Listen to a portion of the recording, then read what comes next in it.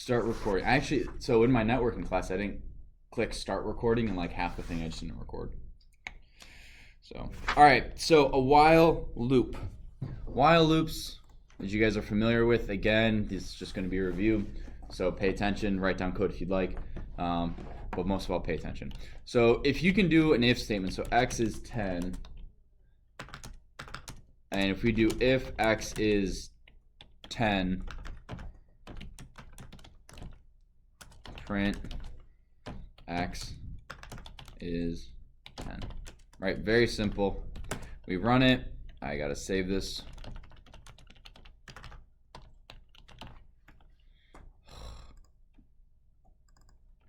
I would really like for it to remember the last place I saved something. So x is 10. So if x is 10, we're going to display x is 10. If we just change this to a while x is 10, print x is 10, what happens? You get spam. It's a never-ending loop. Yay. So in our video game, we want, like what we did in our video game, we want more or less a never-ending loop, or we want a loop to only end at a very, very specific time. When you get health, when you lose health or whatever. Wait, if someone hit Control C when you're playing your game, would it kick them out? No, because it's only if you are in the shell. Yeah, so if you're playing your game and you hit Control C, no, because you haven't coded what Control C does. At least I don't think it will. I might be wrong. Hopefully the internet's not like, you idiot. Because I'm leaving comments. I'm allowing people to leave comments now. So we're gonna see how bad they get before I start crying. Okay. So x is 10. If we put break in here, this effectively makes it an if statement. What break does is it immediately, as soon as you get to this line, it jumps out of the loop. So print, I'm gonna put loop over.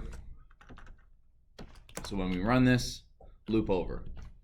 If we don't have this break, we never get to this part because it just keeps repeating this line.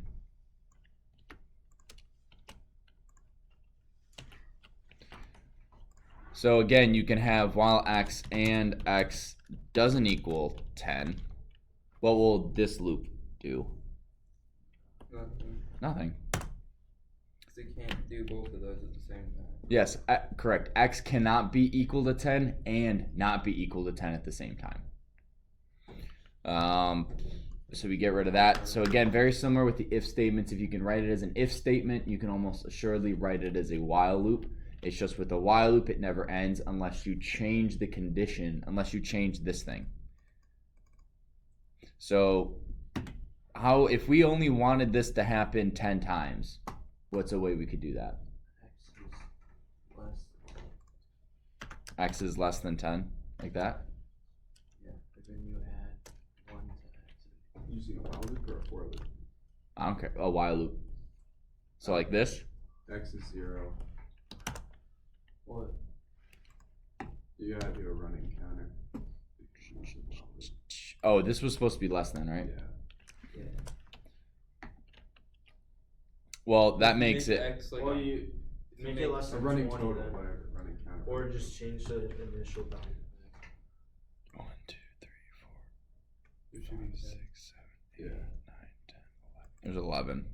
Oh yeah, because it prints it Because it first. counts 10. You'd have to put the counter in front of it if you wanted to get exactly 10. You mean put this here? Yeah. Yeah. 1, 2, 3, 4, 5, 6, Oh, 7, no. 8, 9, 10, 11. No. It's less than equal, I think. Yeah. You just do less than.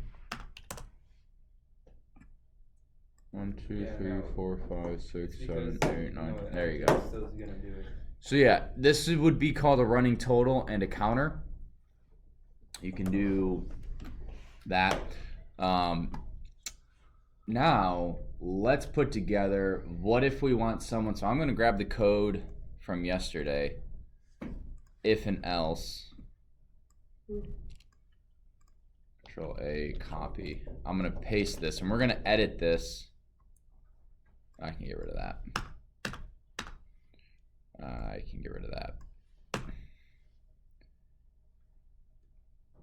Now we want. How do we limit the number of times someone can enter in a password, but not the number of times they enter in a username? All right, so I'll give you guys a second to think about that while I uncomment this out. So how can we edit? Oh, I need to change a bunch of this actually. If user count, that work. Okay, so that's good right there.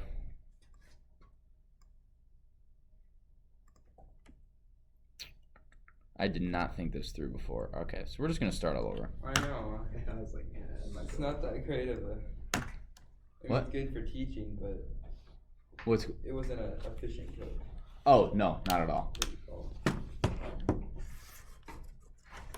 So let's make right now. Let's make as good of a login code as we can using while loops. So what we want is, and I want you guys to do this on your code on your computer. So I'll give you guys about 3 minutes to do this because I think that should be enough, 3 or 4. She wants to have a counter. I want you to make, yeah, so they can't enter in, they can't try to log in more than 5 times For the password. for the password, but because we're going to be nice coders, we're going to allow them as many chances as they want to get the name. Yeah, okay. Does that make sense? But once they enter the name correct, then they get to use the Then it password? enters in the password, yes. So while password would be correct, then they get to try the password, or do they try them both and then they try? Because you have it, they enter them both in immediately. Yeah, we're going to do enter in the username first. So you enter in the username until that's correct, and then you enter in the password. You only get 5 times to answer the password.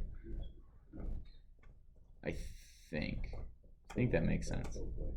But it's gotta be set when I create it. Yeah. All right, I'm gonna do this too, so I'm gonna pause the video. We'll be back.